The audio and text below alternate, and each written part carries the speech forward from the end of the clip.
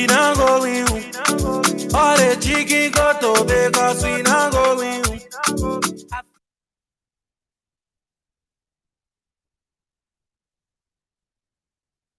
Yep, man.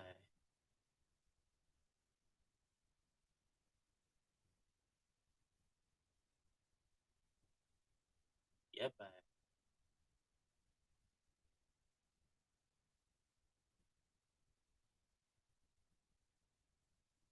Yep. Feeling myself, I can't see myself. All the things I do, yeah, not to myself. Don't have the answer. Baby, you the answer. My man, the answer.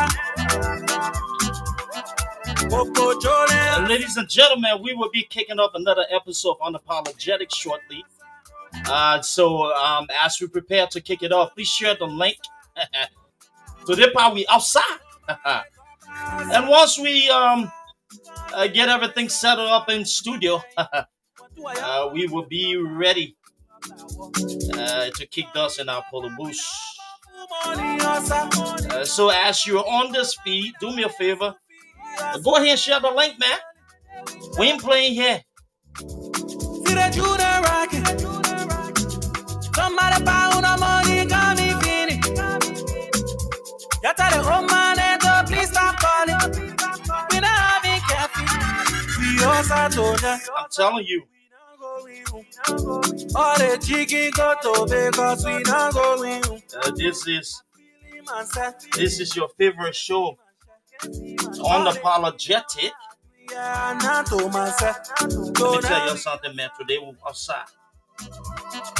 Baby, you the answer. My man, the answer. Coco Joe, the answer.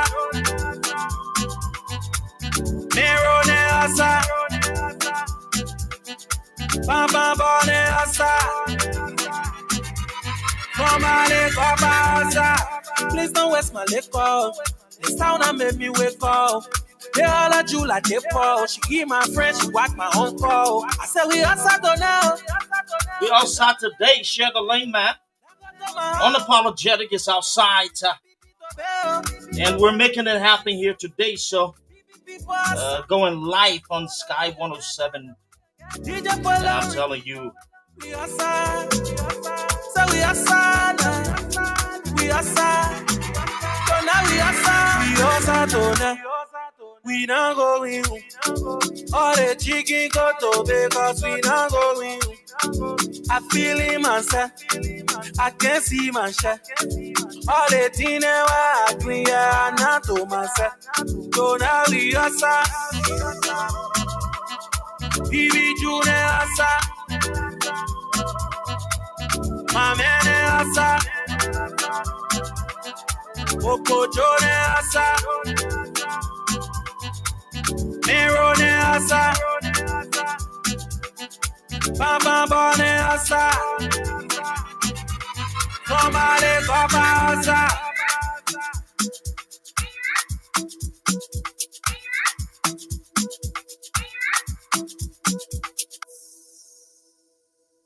I'm telling you, we're getting rid in the back and a little bit of technical difficulty as we try to pull things on here. So make it happen. You do me. Oh yeah, baby, can't confuse me. You got a gun and you shoot me, baby. I like it the way you can use me. I gave you just can't take control, baby. Can push me around with the remote. They all love now want anymore. If I lie to you, can call my toto. Let's say you Watapoli. Let's say you Opojo. Let's say you Polara. But are you I want? Let's say you walking the gate. Let's say a little bit of technical difficulties. Let's work on things here. But are you I want? Let's say you can't say no. Let's say you cross the road. When you open your phone. Let's say you can't pass by me. Anything they say you confront. I don't think it makes sense, but honestly, you get a good vibe. Baby can show me your shoe size. I I want you eat me like pizza. When you open it, I will see the inside. Like I see Latina, why me I see you. Now the reason why me I wanna be with you. Anything why you do me, but I'm feeling you. I wanna move from here, you thought I finish you. Whoa, whoa, yeah, oh, baby, oh, let's do the thing we do, oh, let's get to spot, but we not get up down. I love the way how you do me. Oh yeah, baby, can't confuse me. Because they're gonna you shoot me, baby. I like it the way you can use me. Giving you chance, can't take control, baby. Can push me around with a remote. They all I love, now want anymore. If I lie to you, can come and toto. Let's say you Watapoli. Let's say you go Pojo. Let's say you Polara. But you I want. Let's say you walk in the gate. Let's say you share your glory. Call you Akata Mose. But you I want. All right, we'll soon be joining the studio. We're about to go live here shortly. Once we regain control here from. Let's say you get past right. Anything they say confront. And I think a message but honestly. I lie today, lie tomorrow. Baby, hope you know. Because understand me, oh.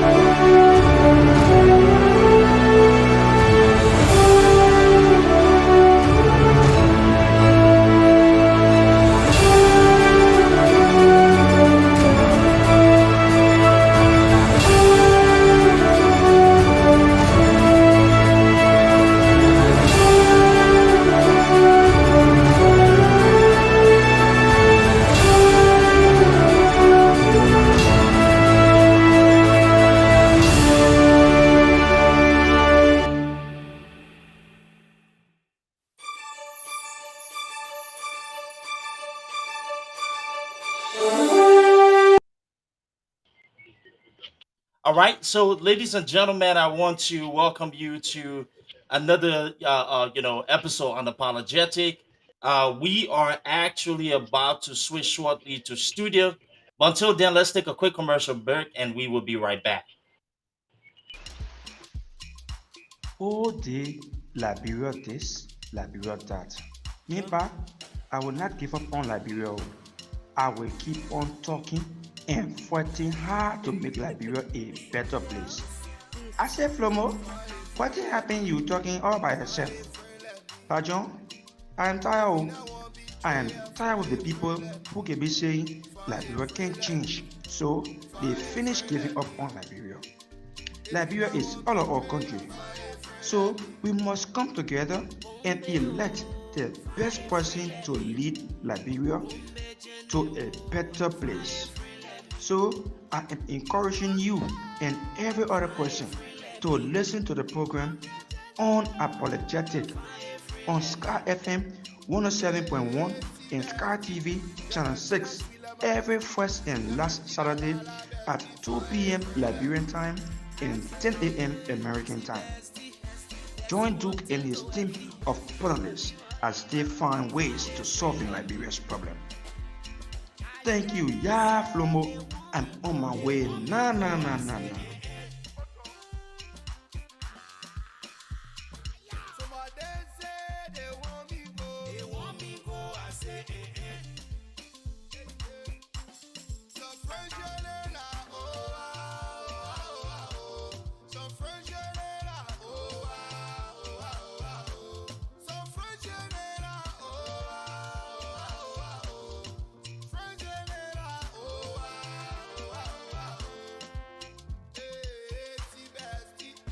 I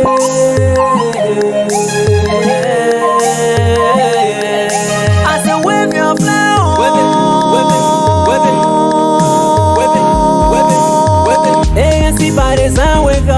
wave your flare. LSNB, Kumi, wave your flare. Wave your flare. Prince on APC, wave your flare. Wave your flare. Jeremiah Slaughter, wave your flare. Wave your flare. Papa, we will win, oh. We will win, oh. I say we will win, oh. We will win, oh. You can do it for us, for us, for us. You will go there for us. Listen, ladies and gentlemen, let me start by welcoming all of you to another episode of Unapologetic. Listening, we've got some amazing people here with us following. If you're here, please share the link for us so we can get ready to go. Okay, so it looks like studios actually here with us, and so we're gonna go ahead and just hop in quickly. Fellas, how y'all doing today? Emric, check your mic real quick there for me. Peter, how are you doing? Doing well, brother. How are you? Happy to I'm be fine. here. We're always happy to be here. So, Emric, can you hear us? Get off and get back in, Emric. We're having a hard time hearing you. So, studio's actually joining us here shortly. And, all right, and then we'll wait once we get some sort of information from them. We'll rejoin them there as Matadi works his way in. But Pete, how are you doing today? Man, I'm doing okay, man. Taking all things into consideration, I'm just happy to be here to add my voice to our democracy and help move our country forward to build something that we can be proud of. Studio might want to. Emric, are you there? All right, Emric, check your Bluetooth. Gabriel, I see that you just joined us, so we're there. But while we're waiting for everybody to kick off here, Peter, let's go ahead and play this here, and then I'll come to you shortly. As you all know, we have been actually on the podcast now for a while. But let me say this to start off, that we apologize for the breaks that we had. We had some technical issues, especially with Morovia. You know how the technical situation is. And so for the past 2 weeks, we've had problems, trying to feed through to Liberia. I mean, to the states from Liberia. Emric, how are you? All right. I'm doing good. Are All right. you I hearing can me? hear you now. Yeah, I can hear you now. Yeah. So we have some issues there, but we're gonna kick off because Gabriel will soon be joining us. Emric and Peter are here. Let me go ahead and start off the show, and then once we regain control from studio, we will go ahead and talk. So let me play this clip here quickly. Some of your critics have said that the government would be recasting the budget very shortly. Here's my question to you, Mr. Cummings. Considering the economy of our country, what are some indicators that made you make this prediction? And what would you do when elected as president to avert such situation of maybe recasting budget over and over and allocating monies here and there and so forth that the Liberian people are not benefiting from? What do you say? Yeah, look, the reason why it was easy to predict that they would recast the budget, Steve, and they would do it again, by the way, is they have a history of doing that. I always say, Sekou, Steve, tell me, the best predictor of future behavior, future performance is past behavior, past performance. This is not the first time they've recast. They have a history of doing this. Normally, they recast it downwards. This time, they recasted it upwards. But they will recast it again. And it's all because of their behavior, their incompetence. Listen, this was on SKTV, the last interview Mr. Cummings had. And I felt that I wanted to kick the show off with that because I believe that, one thing, while this man, Mr. Cummings, continued to speak in terms of the issues and tell the Liberian people how he intends to govern them, we continue to see this thing of propaganda. And you know that a while back ago, we said to you people that, there's something going on in terms of yellow journalism and media institutions that are being used to propagate the message of the ruling establishment. So to start off, let me go to start off with Emric first, and then I'll go to Pete. So Emric, earlier during this week, there was some kind of noise about polling that was done. And, when we saw it, we laughed because we kind of figured out, instantly that, that polling is something that's coming from a playbook. But we want to debunk those narratives, right? So this thing here, this notion that they're pulling out there are people who are saying that this guy is ahead, that guy is next, and this person is far behind. What do you make of the polling, the recent polling, and how will you categorize it? It's very, very, very simple.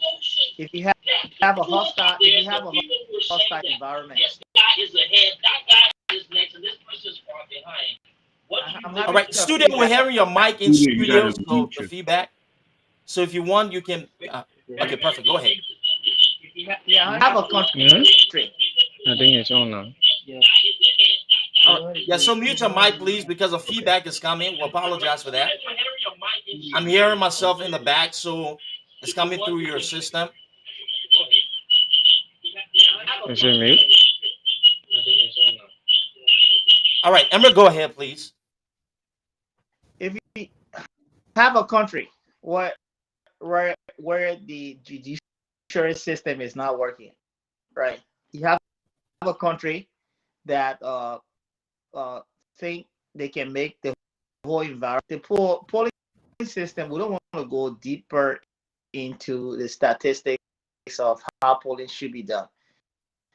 I have expertise in polling. The statistics is one of my uh, attributes. Go deeper into it because there's a way to select the samples that will represent the entire population. That is not happening. But then you see, you place a journalist A or pro CDC, you expect the result that we expected. Okay, so it's so simple to explain. A lot of people too that are not happy because of the you don't expect them to come up. Some of them they work in the government. At the same time too, we talk to some of those people that don't like what's going on in the country. Do you expect them to be on camera and say that the President George Weah? You're not going to find that. It's simple as that. If you look at 2017, the polling around 2017, the polls and so around 2017, okay, they all favor JMB, who had to be the election was held, right? The results completely contrary to the polls. So what we're saying, you don't pay much attention to that to think that you can get momentum or you're doing the right thing. So great point that it's easy. Emmerich on the go ahead and go ahead, Emmerich, real quick. Because you put people on cameras, and so some of them, the same people that you put on cameras, we talk to them. They don't want to be shown on camera. Their views, their actual voting views, and so different. The judiciary system all messed up in the country. They will come out and support and say Judge Weah. But if it's true that President Weah, CDC is doing good in the country, CDC will run in every area at CDC, not attention in some of those different districts and places. And so CDC will run at CDC and be bored that they are doing good. They don't run on their records. They hide behind people that already gain prominence in those areas. And that's how I see it. All right, Emmerich, that's a great point there. Let me pivot to Peter real quick. Pete, so there's this wave of propaganda, as we know, sponsored by certain individuals using certain media institution. But we're confident that the Liberian people sees through that, right? But just to educate our people further, you saying it, you've heard it, journalists going, or some yellow journalists, or individuals who practice yellow journalism going into certain communities or certain areas to put this narrative out there that somebody else in terms of the comment is actually popular amongst the people and all that kind of stuff. You know about propaganda, so I want you to please take 2 minutes quickly to just hit on that point as we move down the line, guys. Yeah, well, that's what it is. Propaganda is propaganda. It's meant to influence people in a skewed way. Here's how you know it's propaganda. If it's true that CDC was popular, if it was true that, let's start with CDC. If it's true that people are okay with CDC or happy with them, they would just simply run on their name. They haven't done that in 2 years. It's really that simple. So men lie, women lie, numbers don't. So if they were popular and our people were happy with them, George Weah would be endorsing people for candidates for election. He's not doing that. Same with Joseph Boycott. I said this last week, a couple of weeks ago. I'm going to say it again. Lies is what has gotten Liberia to where we are now. We need to conscientize our people to understand that the reason why we are where we are is because people are allowed to lie. And lies is what got the truth is what sets people free. If Joseph Boycott was popular, what will be happening is Joseph Boycott would have gone to a primary. It is really that simple. If I think I can physically beat you in a fight and you challenge me to a fight, we're going to fight. We're not going to say, oh, I can beat you. I will slap you like that. I will slap. No, you're just going to go fight. Okay, that's what happens. So it's all propaganda, and the popularity doesn't matter. The numbers on the ground, the lack of jobs, lack of schooling, lack of money in the country that goes to everyone are the real indicators, not someone telling you, oh, we have this. That's like you being hungry and someone saying, no, you're not hungry. You're just thinking you're hungry. Like, people know how to feel. So this is propaganda. I don't think much people buy into it because half our people, 90% of people are not on Facebook anymore. Thank you, Peter. That's a great point there. And Miata just joined us. Sorry, guys, we've been having a little bit of technical issue this morning, but I'm glad that with the panelists of my crews here. So, Miata, how are you today? I'm doing fine. How you guys doing? We're doing fine. So we'll get back to you here shortly. Matadi's in studio. We want to hear from him quickly and see if he has something to say. Matadi, can you hear us? All right. So studio's probably still, his audio still not connected. That's fine. We'll try to adjust that on there. But there. So thanks to Matadi in studio and the rest of the crew for coming in. Matadi, you can mute your mic. That's fine. The feedback's coming. He will be with us going forward. As few little adjustments that we've made, and so he's going to be in studio assisting here as well and rotating along with Jethro eventually. So I'm not sure Gabriel's sound is back. Guys, let's move past the propaganda piece of that particular polling thing. As you all know, just to close up on that, look, whenever I see these individuals on social media polling, I laugh. Look, those things are not anything that you should buy into. They're sponsored by the incumbent leadership. Definitely they know what they're doing. The fear of the government of Liberia is that they want to avoid a potential conversation between George Weah and Alexander Cummings. Let's make it simple as it is, right? The CDC will want to go into election year with it being they and the Unity Party.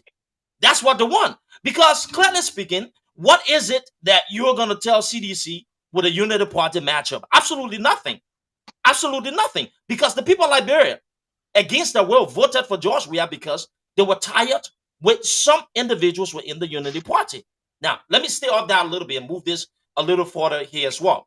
In addition to that, when you're talking about economic challenges, you're talking about corruption, you're talking about nepotism, you're talking about unemployment, all of these things that we're facing, especially the young people that make up the larger majority of the voting population in the country.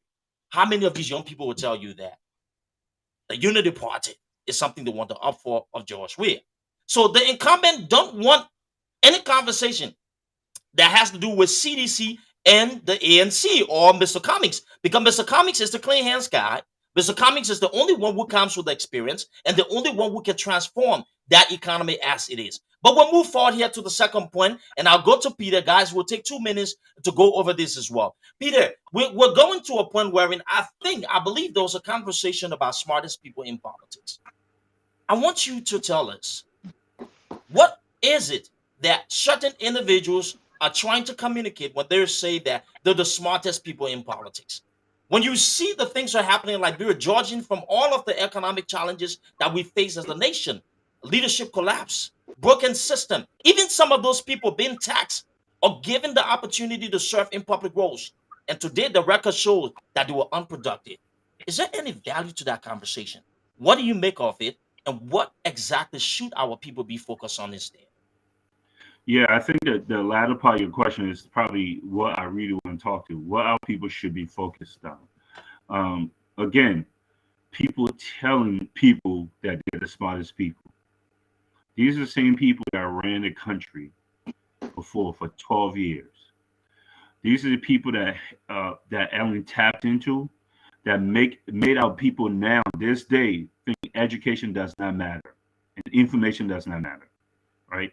These are people who have theoretical knowledge, because if they could actually have if they actually have practical knowledge, the country wouldn't be where it is now. Our people will value the leadership of educated people, or the people who are informed. So this arrogance about, oh, we have the smartest people in politics, is just so comical to me. It's just so funny, right? This is the same thing saying, oh, you don't know books, so go only book people be in the government. No, knowledge doesn't come from just book. Knowledge comes from practical, living it, doing it. So when these people are saying that they are the smartest people in Liberia, it just tells you these people, there is no change here. When you hand your country over, the way you're gonna live your life over to people like thinks that they're smarter than everyone. First of all, they're not smarter than everyone. Having a degree doesn't make you smart. It just means that you were given information and you're able to regurgitate back to the person a part of it, a percentage of it, where they feel comfortable enough to think that you got the knowledge. But practical knowledge comes from work. These are the same type of people that walked around being arrogant, thinking that they're better than people when they're talking about having the smartest people. Who brags about that? That's like someone putting a bunch of gold and diamond and say, oh, I'm the richest guy. Rich people don't walk around with all that stuff on them. Or someone try to use big words, say, oh, I'm very educated, but they're using it out of context. Like when you listen to Jefferson, Koji, or any of those idiots talk. Okay? That doesn't make people smart. The words you're using or the degrees you have. How you're in government. How have you uplifted people? That's what we judge people by. That's a brilliant point there, Pete. Thanks for bringing a valid point to the conversation here, guys. We're on Sky 107. I want to say thanks to our people in studio. This is the best radio station in the Republic of Liberia. So whenever you have the chance, tune in and listening to them as well. I'm going to go to Miata because she just joined us. I wanted her to get settled a little bit. Miata, we've been talking about issues in Liberia. We started with this noise about polling, and now we're into this thing wherein certain people think that they're the most educated in politics and that stuff. But I want to speak to you. You were at Belafana recently in Bone County, and you saw the economic hardships, the conditions, those things that our people are actually facing in the country. I want you to please tell us quickly, what is it, right, that Liberia needs right now, and why is it being smart is not all the thing. It's about why is it important that the smartness, right, or according to people being smart, right, is not as important as doing the things that are necessary in a public role to impact the lives of our people. Thank you for having me on. I don't know what's up with this smart thing, because if people talking about being smart, the judge we are going, they are not smart, and we're not yet talking about smart people. Because I was in Liberia in December, our people are already suffering. People that come here and lie to our people that Liberia this, Liberia that, our people are suffering. And some of us will speak, and thank God for this, for this show. We're gonna speak our mind. We're gonna tell the people what's happening. We're not going anything to make this. Say we make Liberia look bad. No, we're making Liberia look bad. We got to say the truth. Our people are suffering. John and his people, they are all suffering. They came out just to take the Liberian people money. And when you say, a few people sit here and say, oh, you guys make country look bad. You guys making Liberia look bad. Our people, it's not about being smart. Just we are government people that are not even smart. Let people stop this bluffing, smart. We want somebody to be there for our people. And for me, I say Alexander Cummings, because he all for the people. He never say him. He always take together. We can make Liberia better. Together we can make Liberia better. You know what they get from Bond County? That's why I like to hear her talk, because she's so eloquent and she speaks directly to the hearts and minds of our people. Guys, we got to move forward because we want to keep a little bit of time to take calls on Liberia, and I'll let the people know when we're ready, and I will give the number that you can call on there as well. But let's go back to something important here, which is our solution piece. And Gibber, are you okay now? Can you hear us? Gibber, are you there? All right. So it looks like Gibber's still having some sound No, I don't issues. think. Yes, but we will go there. So let's pivot into something important here that I want our people. You could have your phone take all the phone stealing the money. But even if I see the money again, like brand for a good thing. Because Ali, I see that carrying it in Europe. I see the money again. I see the money again. I see the money again. I see the money again. I see the money again. I see the money again. So this is a video that's been, circulating on the internet. And I checked the original source of this video, and we've had a lot of people that are actually saying that. Some of the comments, some of the responses that I saw from the feed of people after they witnessed that video was disbelief. This is the Minister of State and Presidential Affairs telling the people of Liberia that it is okay to be corrupt. If I was stealing the money and I'm using it right here, imagine that kind of mindset. But I want to, before I go to my group of panelists, to listening here. So when Mr. McGill or Minister McGill says that, and you know what? I'm going to be very respectful. This is all about having a conversation. It's not about being personal. It's about focusing on the issue, and that's what I'm going to do. But I want to challenge the minister on the context of what we say and educate the Liberian people as to why this is dangerous. Let's go back to it. So the minister thinks that if even he was stealing the Liberian people money, that he's using it to build in the country, and that's development. Mr. Minister, have you been to the morgue at JFK? Have you been to the various hospital rooms in JFK? Have you asked the young people of Liberia why majority of them are actually unemployed in that country? Have you gone into Waterside and into the rural areas and see our people and how hopeless the conditions are? To say to the Liberian people that it's okay to be corrupt and that you can be corrupt because you're putting the money in the economy. What economy? Liberia is the worst economy in the world with the most unemployment. Young people make up the larger majority of your entire country. And you want to tell me they can't get jobs, but it is okay? You know what? Let me give my people a chance to talk here. And I'm going to go back to Peter. Peter, you heard the clip. You heard it from the Minister of State and Presidential Affairs. If I got his title right, right? You heard it from him. This is a lead government. He's actually the main person because I hear he proxy as president for the current president of the Republic of Liberia. Somebody who should be teaching our young people discipline is telling them that it's okay to be corrupt. I'm going to leave it with you. But I want us to focus on the context and the education piece. Why is it bad for our democracy? And why is it Liberians, young people in that country should see this as a roadblock to their success? Well, again, thanks for the question. Because that's just an indication of impunity when people can get away with anything. And I believe that, bro, if I'm stealing the money, there's a reason why we have structure in the country. This is not how you build a nation. This is not how you get proper schooling. This is not how you get central plumbing. This is not how you get jobs to come to the country. This is not how you get infrastructure. When you take the money and think you should play Santa Claus with the money and pass it out.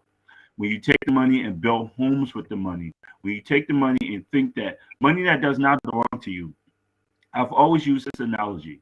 What the people in Liberia are doing is like if you work at a bank and at the end of the day, every day before you knock off work, you go to the vault and take money and take it home. What bank works like that? That's not your money. These are just supposed to be stewards of our money. For this man to just be so bold to come and say, oh, even if I took money, I'm not using it to build in Liberia, build homes in Liberia when I die, when homes be here. Asinine reasoning It's beyond elementary. It's like someone with no intelligence would use that technology. If I rape the girl and I say I won't marry her, and she's gonna be married anyway, like that's not how society works. That's not what you're supposed to be doing. And the fact that to me what's most startling to that about that is the fact that he can say it out loud. That means he's unafraid of anything. To me, that's the biggest piece of that. He's not afraid to say what he said because he believes that there is no consequence. There are no consequences for his behavior or what he's doing. So that is really, really telling, and is really scary, and is really deplorable and disgusting that he's able to do that. The reason is dumb. The fact that he's so emboldened is scary. Okay, that's what I want to add to that. Thank you, Pete, and I appreciate it. Emric, are you there? All right. I'm not sure what's going on with technical Yeah, issue here. I can't hear. I've been Okay, here. so we can hear you You now, hear me? Emric. There's a delay. Yeah, there's a delay feed on your end. Emric, let's go quickly to you. So we played this clip here showing the Minister of State and Presidential Affairs and basically telling the Liberian people that it's okay to be corrupt as long as you're pouring the money in the country. That's his words. That's not me accusing him. This video evidence. I'm not saying it to be nasty. I'm not saying it to be, to target the minister. And I'm saying it in a respectful way possible because I want us to keep this clean, right? I'm saying, though, using his voice, and you heard the clippings, the Minister of State and Presidential Affairs said that it is okay to be corrupt and use the money in the country. What is the danger of that? What is that education piece for our young people, our Omane who send the market, our people in the rural areas who are hearing us? Why is it dangerous? And why must we look at leadership in a different, from a different angle, sensing that some of the people who we have actually hired to serve us because we're paying them as the Liberian people are telling us that, you know what, it's okay to be corrupt. Look, thank you. You know, you just say our angle, right? We've been talking about this for so long of our communication. We have to go back to our people and tell them how important they are, how important their votes are, how important they play a major role in changing things. So if you have a presidential affairs minister, minister, and so who's telling you say we are criminals, but we're using it for this. There's nothing of integrity. You attach criminality to any actions that you think gonna bring your people good is wrong. Morally is wrong. So we have to educate our people. Okay, we have to educate. We have to speak directly to. And I want to build homes for myself. It's only you. That's still wrong. It doesn't make it right. So this is what they are doing.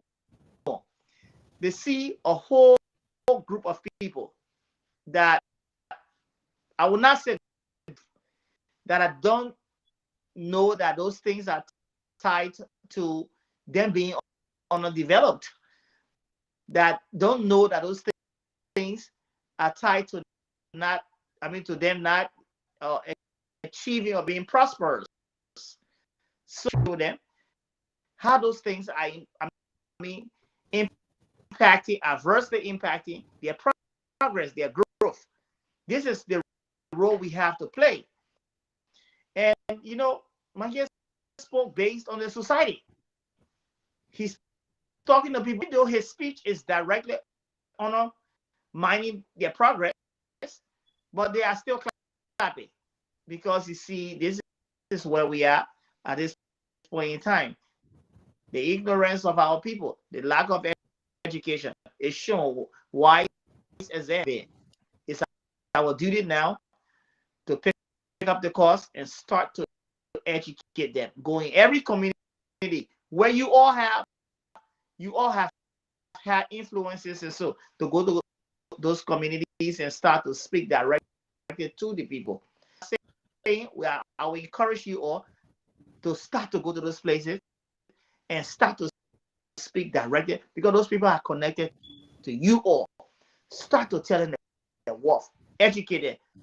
Magay is wrong. That's criminal. No matter how you tweak it, no matter how he indicted his government. And I think any right government, the Justice Department, should be after him at this point in time. But that's not going to happen. So I said, Emery, that's a great point. question. That's a salient point there. And Emery, check your mic is fading in and out a little bit because you're making some really brilliant points, but you keep fading in and out, and we want the people to hear you.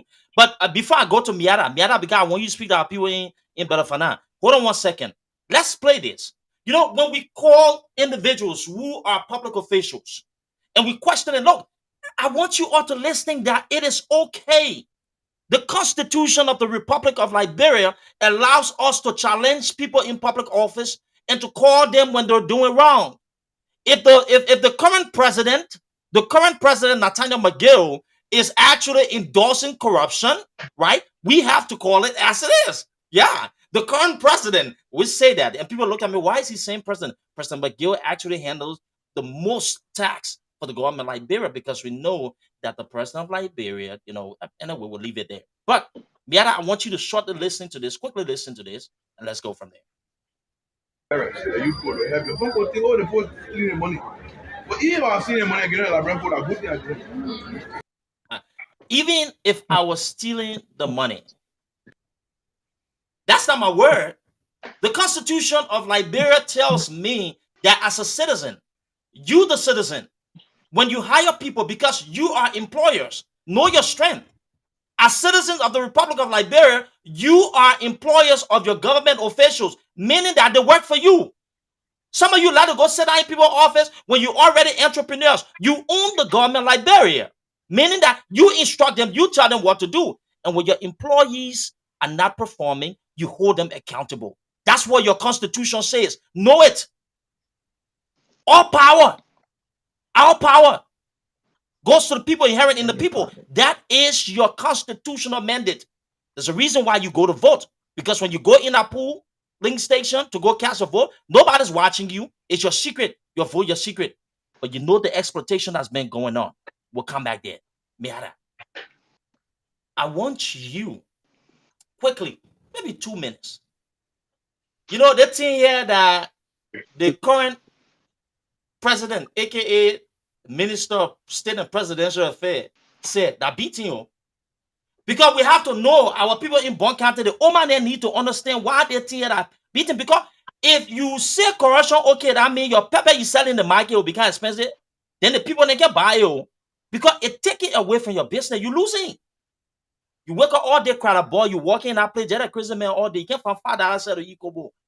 The man say, okay, to be correct. You're not correcting that. Listen, democracy, freedom of speech. Don't get mad at me, though. We're talking here. But Miata, we're not talk too much, we're not talk English for the people here. Me, I want our old people to listen. So please take it to them. Tell them what the current president say. Now tell them my gay. And just tell them why it's important for them to pay attention to that. Mark Banger. Kaunga try Becky Walker and Gweke.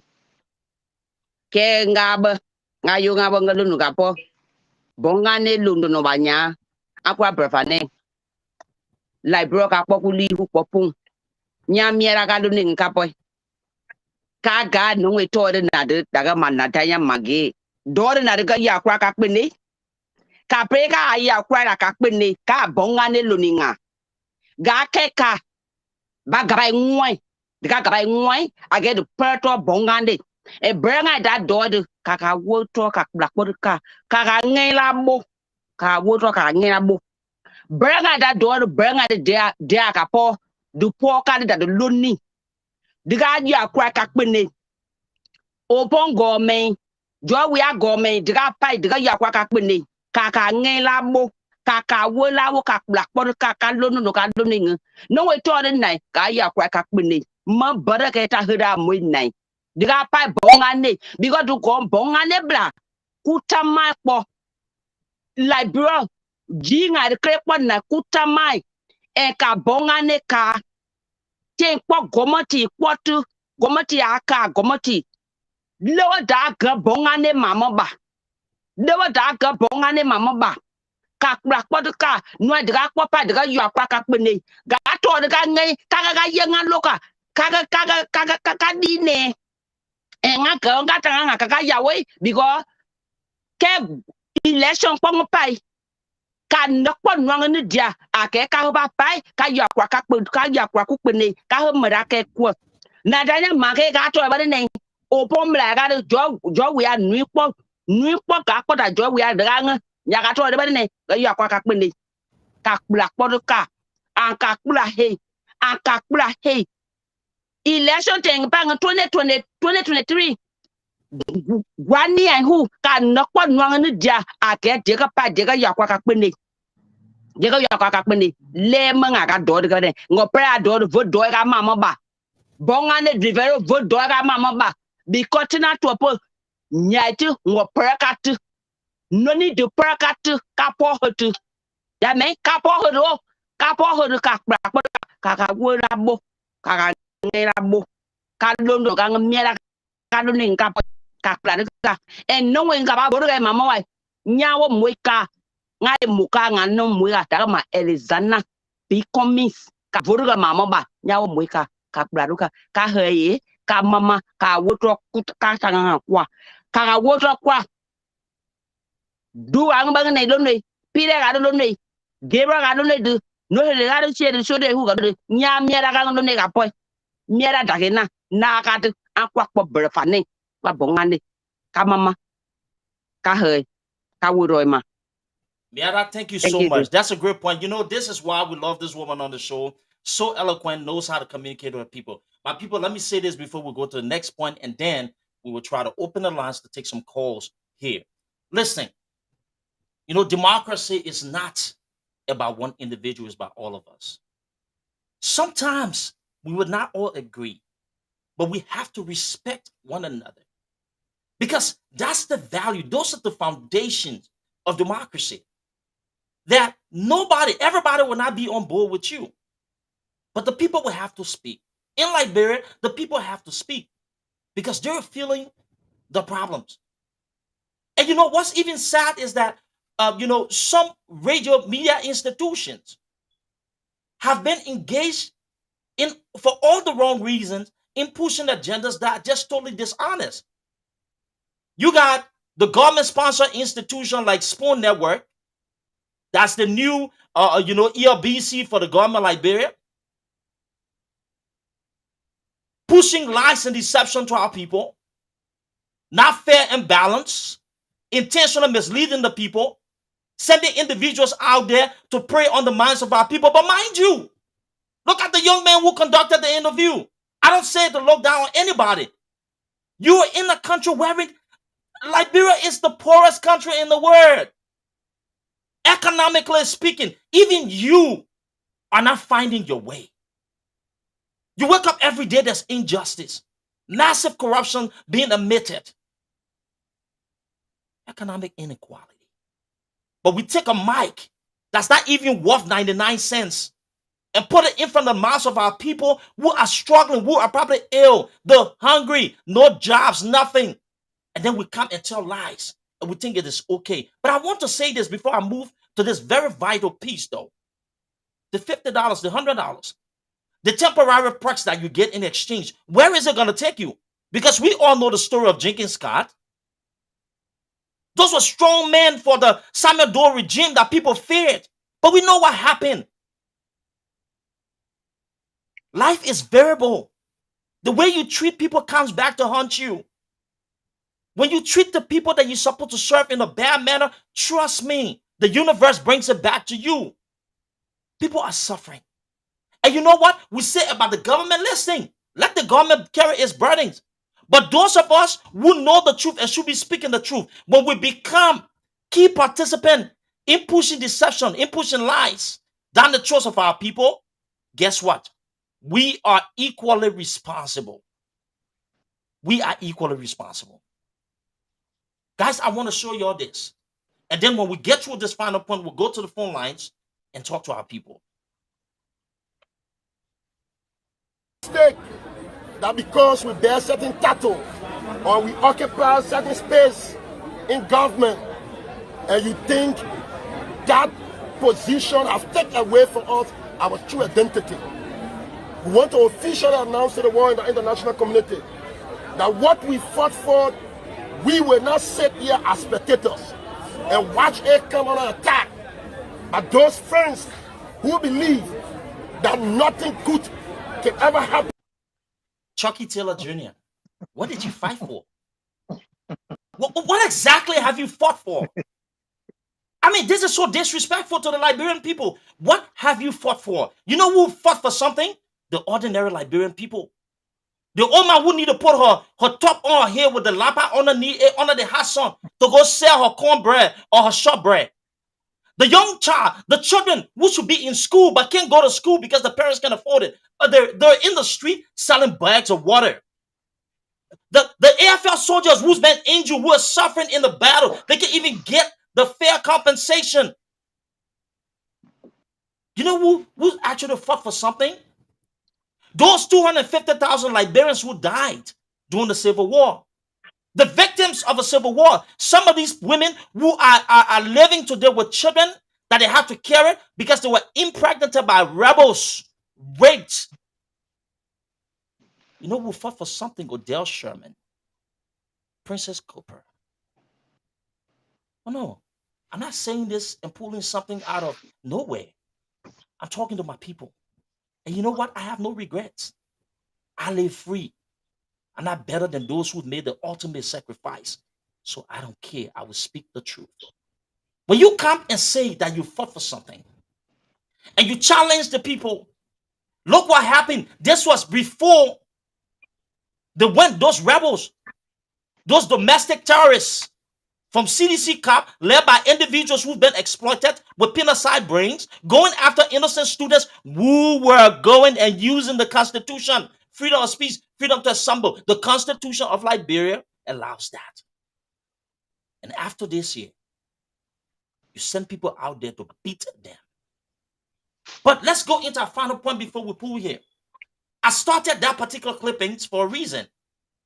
Because we woke up a couple of days ago and we saw in Sierra Leone. Now, let me say this.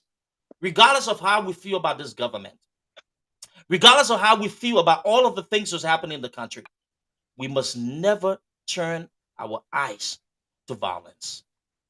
It won't solve the problem. We should fight and use all of the hurt in us by going to the polling station and send a message. But we cannot use violence to take care of the issues that we face. We must be disciplined people, and we must always put the interest of Liberia here. Be different than those who are putting you beneath the ground. The only way you can change that is through your vote. But Paul Collier said it in the book, The Bottom Billions. Read the scholars, young Liberians, read Paul Collier's The Bottom Billion. You will understand a lot of the issues in Liberia. Paul Collier talked about bottom nations and the impact, economic impact. We see trouble in Sierra Leone. We saw that in Guinea. How can we avoid these kind of things from happening in Liberia? What can we do to make sure, to ensure that our people can get the type of leadership that they deserve? So, Emmerich, I'll go there to you. I'm not sure your network is actually fine.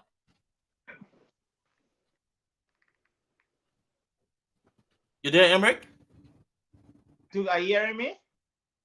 Yes. Okay. I think you just lay out as a country. If you listen to the mayor, Jefferson Koji, to use those. And you know, Emma, 1 second. I don't mean to cut you off. We're inching across time, studio time. So let's do this. We'll come back to that point on the later end when we've actually stopped the studio. But I want to go to studio and take calls from the young people of Liberia. So we have call. Matadi, do you have a call in studio that we can take? We'll come back to that point on the later end when we've actually stopped the studio. But I want to go to studio and take calls from the young people of Liberia. So we have call.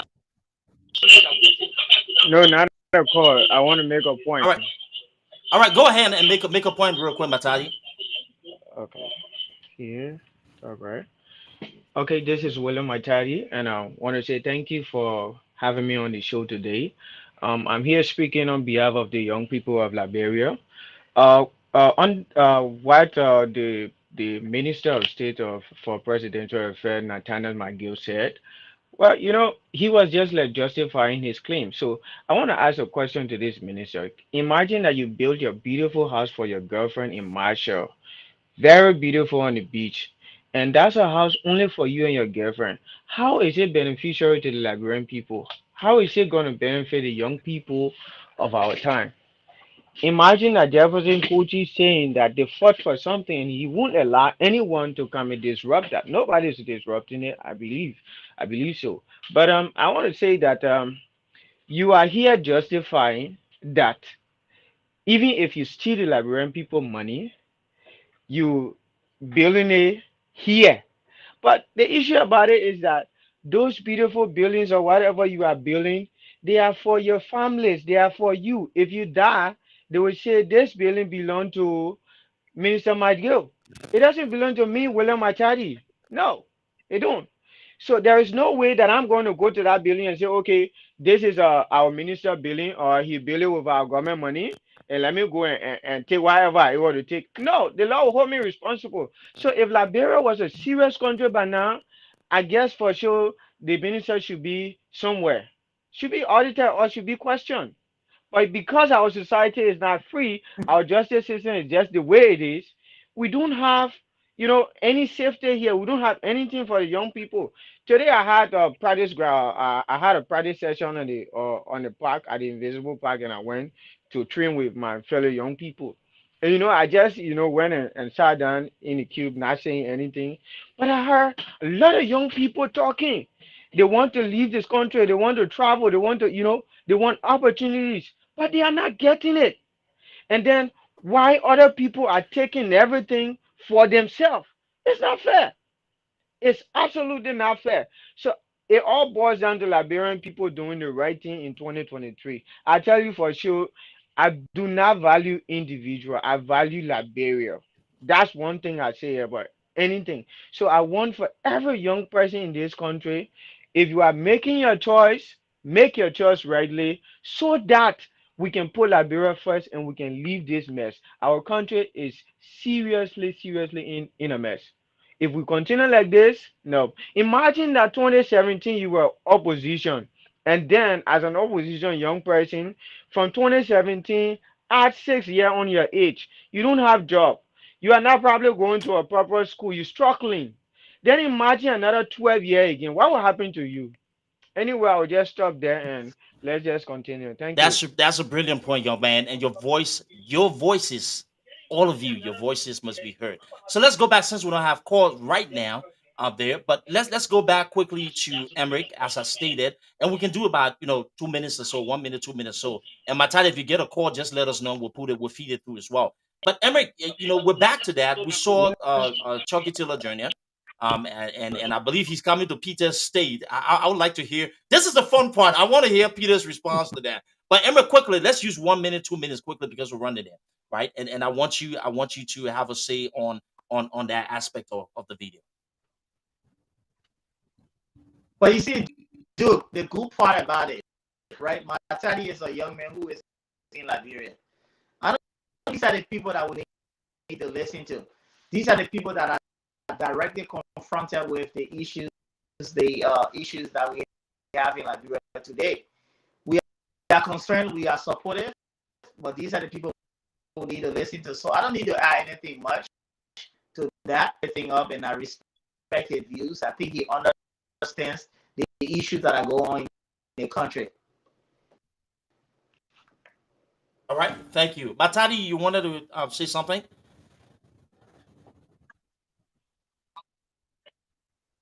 Announce the number. The numbers to call here today is 0555 You can call to make your point. I'm in the studio here, William Machadi, my name. Thank you.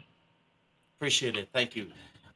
So let's go back to thanks, Emmerich. If you something there, Peter. Let's go back to your quick point here. 1-2 minutes as well. You saw that video, and I think this is interesting because Emmerich's probably smiling in the back too because we're here. So Chucky Taylor Jr. makes that kind of outrageous comment. He's threatening people. That's what it is. I didn't say it. He said it. Now, this guy is coming to what? Rhode Island, Staten Island, or so there. But I want you to directly speak to that video and educate our people a little bit about bullies like those and what we need to stay clear of them and what do you think should be directed at people like that.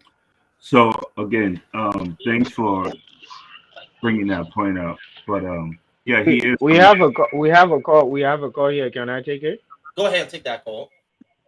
Okay. No, the person. Oh, the call dropped. The call dropped. All right, go ahead. Once you get it, just feed it through. Pete, go ahead. Okay. Yeah, so I'm glad you brought this point up. He is coming to. It's hard to hear Matadi the feedback. He is coming Matadi, you to. can mute your mic until you take a call there real quick. That would be great. Go ahead, Pete. Yeah, he is coming to Rhode Island. He was slated to meet with our governor and our mayor, but because some of us do work in the community, we're actually doing actual work in the Liberian community and other communities, and we are recognizing those communities. Those meetings that were scheduled for him to meet with those people are no longer happening.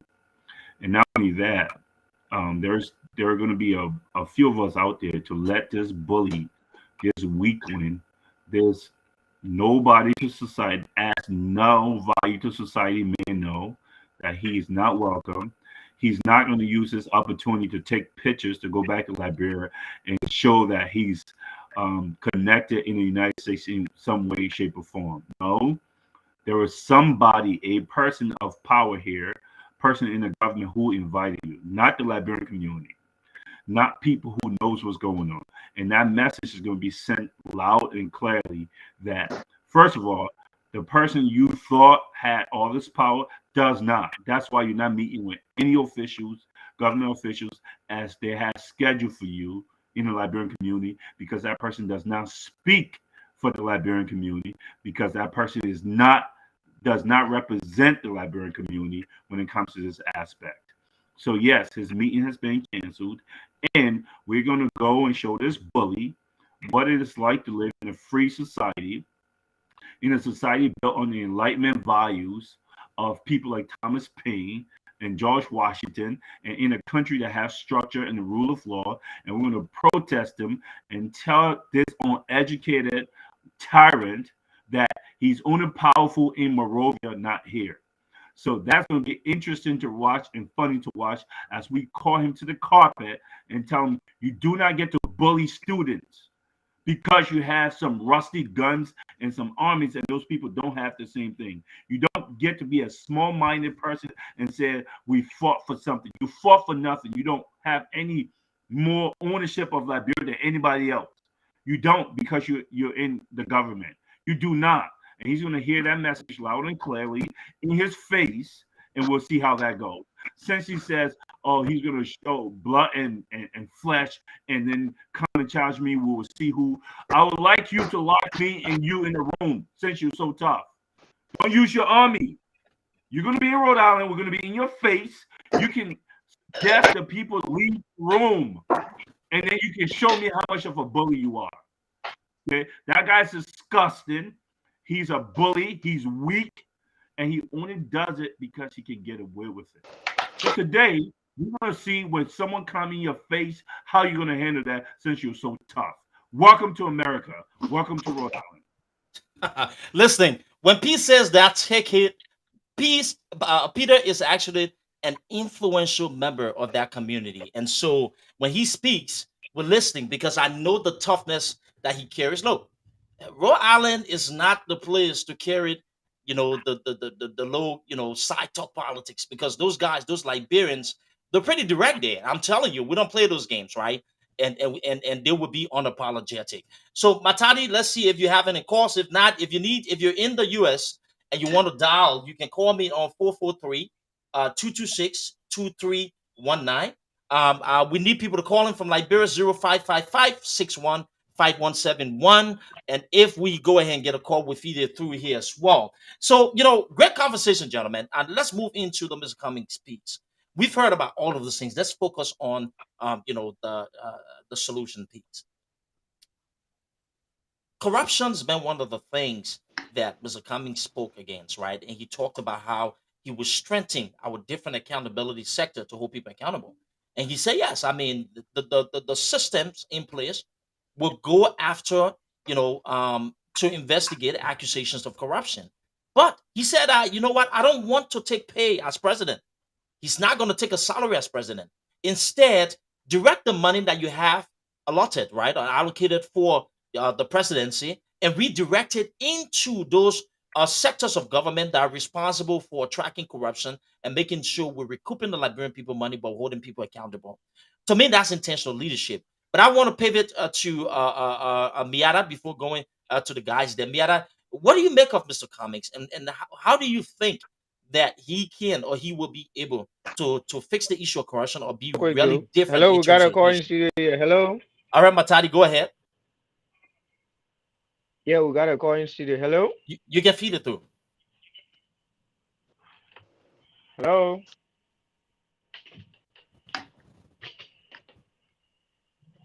Hello. Hello. All right. While Matadi is feeding that, Matadi, if you Yeah, get this Matari, passage. Okay. we hearing you. All right, No, the perfect. call dropped. We All right. we we'll get it back on. So it seems like some kind of network issue, but that's okay. Miata, how do you think Mr. Cummings can face this issue of corruption? Why is he the model president? Why would he be different than a lot of the individuals that we've seen in that particular office? Um, if you ask me, Duke, I would say since I joined the ANC 2016, Mr. Comey has always been himself, and I don't see him like going back and forth. Like when he says stuff, he mean it. He always talk about this corruption thing that we're gonna come after. He don't even say him. He said we're gonna go after Hello. the What's your people name and that where you that. calling from? Oh, All right. It looks like we're having calls in the studio, but there's been problem feeding them through. But that's okay. These things are okay. Those are the drawback of technology. Remember, we're doing something here unprecedented. We're in the diaspora, and we're connecting We Liberia, and got we're a using call the in the system. studio right now, Duke. All right. Perfect. All right. Go ahead with the calls.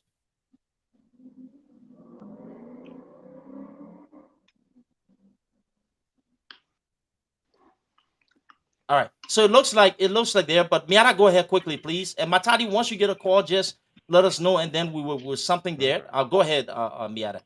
No like I problem. was saying, like he always stands by his word, and he said he don't just say him. He always say us. We are going to go after the people that stealing our money. So if I hear people saying that Mr. Comey is not going to go after the people that are stealing our money, I say they be lying. Those people be, you know, the joke. We have people in they like bluffing. They just like plenty talking. So Mr. Cummings, we all going to go after those people that are stealing our money. And every word that comes from Mr. Cummings mouth, the reason why I believe in Mr. Cummings so Hello. much. Hello. Go ahead, Matari. Your name and where you calling from? I think it has to do with the switchboard, Matadi, there, but that's okay. Go ahead, Miata. And guys, we This have we man, have technological drawback. These things are happening, so but it's something we'll fix. Connectivity to Liberia can be difficult. Uh, You all know there's a challenge that we're uh, up against, but we have to make it work.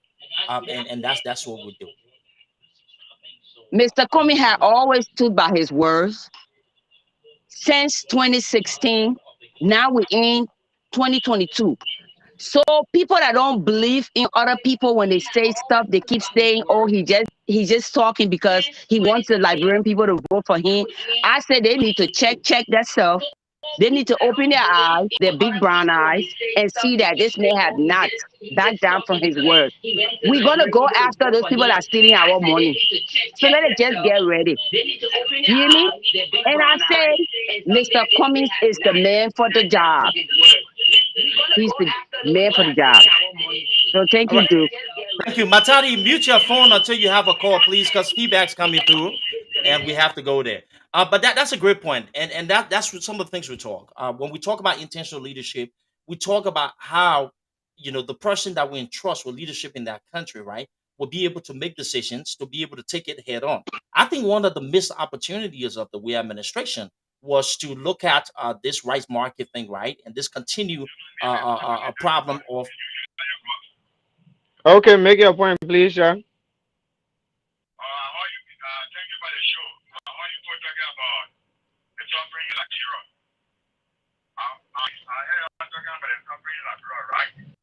Yes, we do.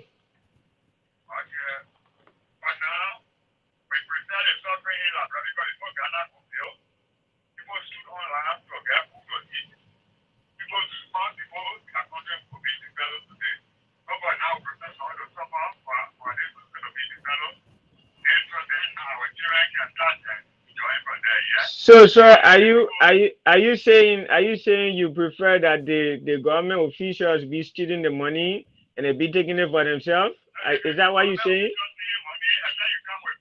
Have you been following the show?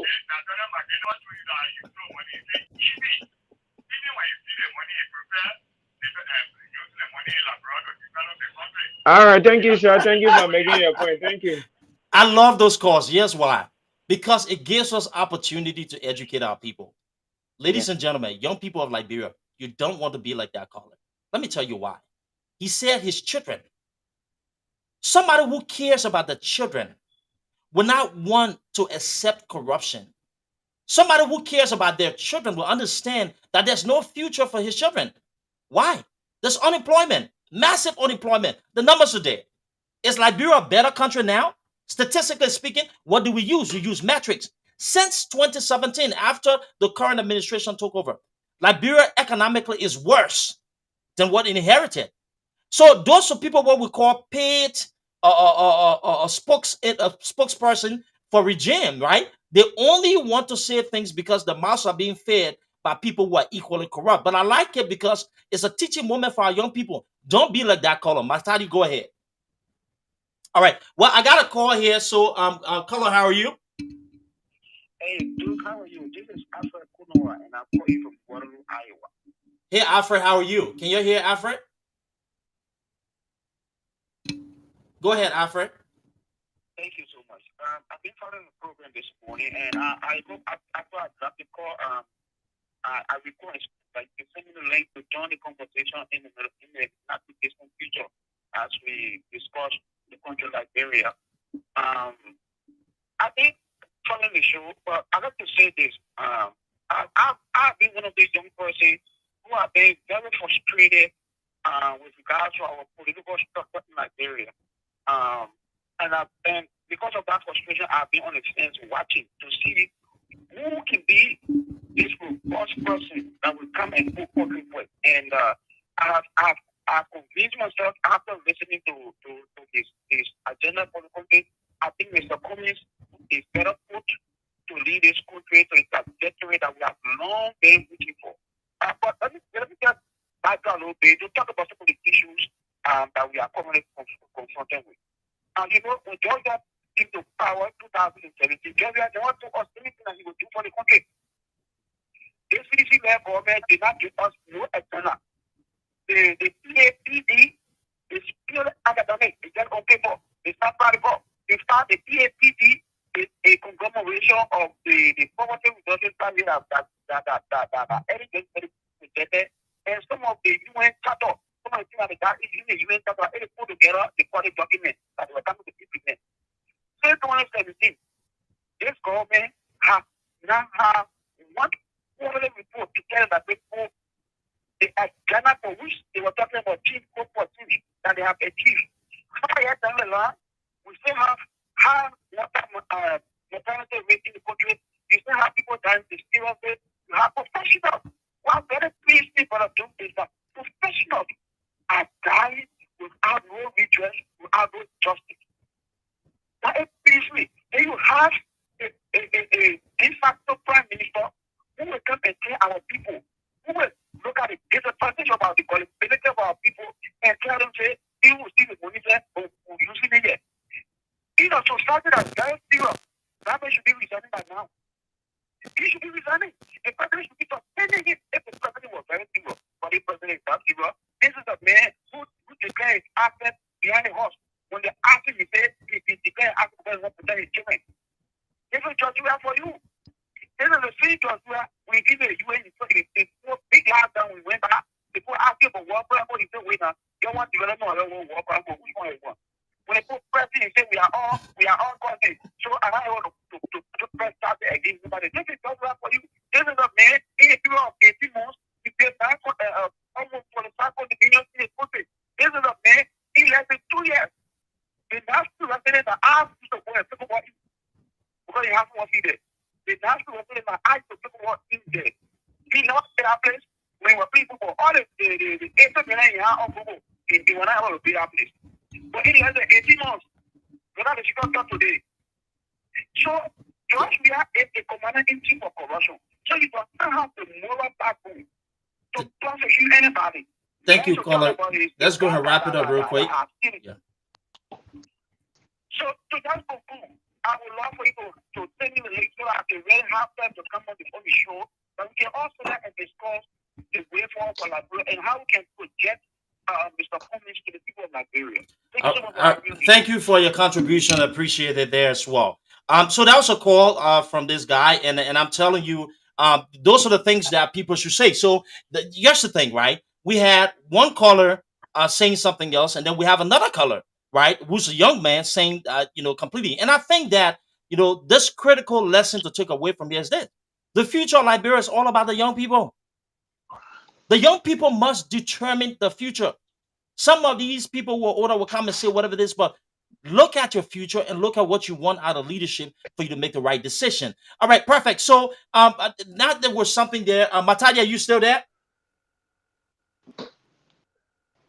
All right. So we have about 5 minutes for studio time, and then we will continue the show online for the next 15 minutes after that as well. So let's go back in studio to Matadi, and then we'll come to Peter.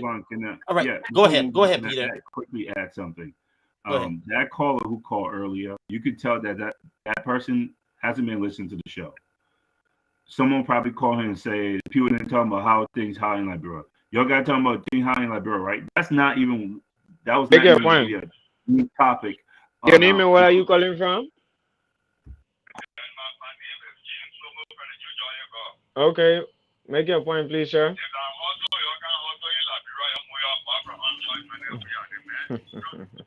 We can continue with that call. Continue with that. So when we talk about issues impacting Liberia, let me tell you what happened, right?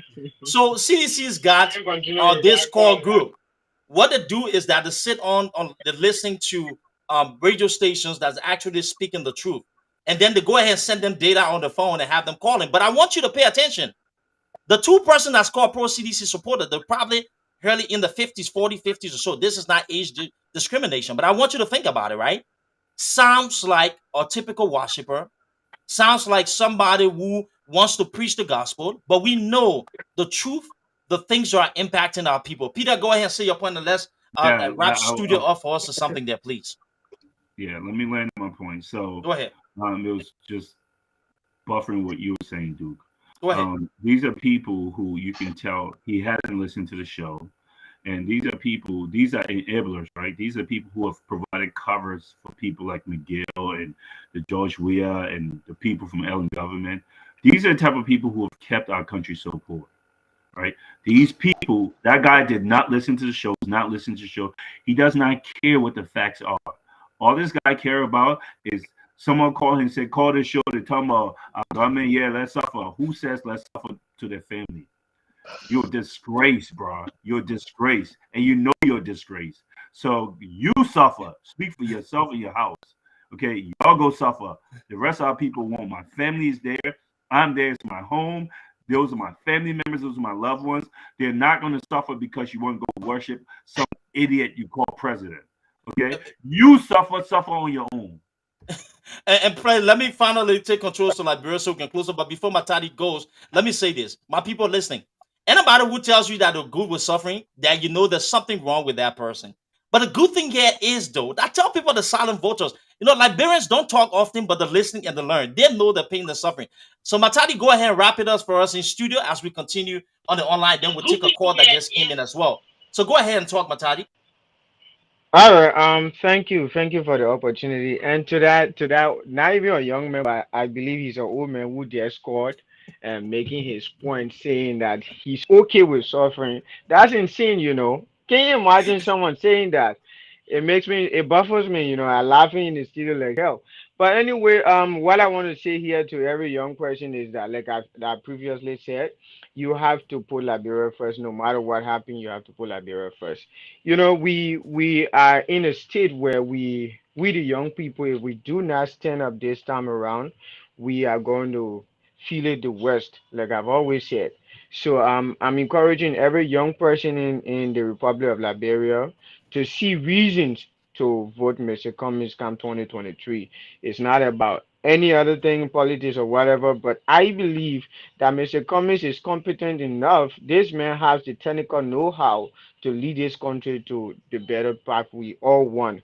You know, a few days ago, I was on the field talking to a few people, and I met a young man who asked me a lot of questions. And you know, I talked to him, and he said, "Brother, well, like you just explained to me, but I will see what to do about it. But this Cummings man, I think I need to do my own research about him." And I gave him a flyer for Mr. Cummings, and he went through. When I came home a few days later, the guy called me and he said, "Brother, I'm going to support Mr. Cummings in any time, any way. You let me know. You'll call me anytime you're coming to district number 17. You'll call me." And he's from district number 17. You know, the message, we just have to continue preaching the message to the people and let them know and let them understand the issue. Not about those people who are already idle. Like I was passing to the park not too long when while coming to the station, right? I met them sharing rice. And then, you know, these unfortunate youth, the Zogos, they are there preaching, "Oh, Weah forever, Weah forever." And I'm like, wow, what kind of country we stay in? So, you know, so that's my parting statement. And thank you Thank, for thank, monitoring the show. thank you, my Thank young you, man. And let me thank you. just send a shout out before you leave the airways here. So if you're at AMEU, if you're at the University of Liberia, Continental University, I want to say shout out to you. Thank you all for all you do in that country, and we will continue to engage our people. Matadi, you're great. You're awesome. We will check on the back end there with you as well. Thanks to Spawn for the team over there for actually joining us today. Now, Pete, let's go into serious business. But we have a caller that came through, so let me go ahead and get them on so we can go ahead and actually, hear the viewpoint and then move into our conversation. Carla, you there? Hey, dude. Hey, how are you? Mika, how are you? Oh, man, how you doing, man? Not bad. You're on. You want to make a contribution? Yeah, very quick, man. Sure. So, good morning to your panelists, and I'll say thank you for a great show. I think where our country is now is you guys are reaching out. Just keep reaching out to the young people because I listen to a lot of things said on the show. Dude, look, what we're dealing with in our country is difficult. It's hard for you to tell a person something is black when all along they've been told since birth that it's white when they've never seen any other color besides white. So convincing them is for them to see young people like you and the rest of us, okay, making an impact instead of imagining. You're not operating out of imagination. You are operating out of things that have been done physically. And I think our young people, they understand what's going on. But those that were before them and the country have given them something that you can only work and be creative in politics. That's the only way you can have a better life. You cannot work outside politics if you want to live. But take out the message to the young people and saying, look, this is your future. You can make change. This is what we need to do in order for us to make change. And I think one thing, I prayed and I said to somebody in my family the other day, I said, look, this is the last road for me for Liberia. If this election comes and this government that is in power retain status in our country, I'm done. I'm not going back down there. I take my money and go waste it somewhere else. Simply because people don't understand what they want. But the thing is, though, dude, if Mr. Cummings becomes the president of that country, and I pray he do, I am saying this to you. Let something that we use in America, the word we use called precedence. Let this government be the first government to set precedence so that things can change in our country. Nobody ever go to jail for stealing. It's more or less like you steal and you get complimented. You do the right thing, you get persecuted. So you guys focus on the young people your age, and I'll tell you what, you're making so much impact. Some of them quiet for a long time, and just keep doing it.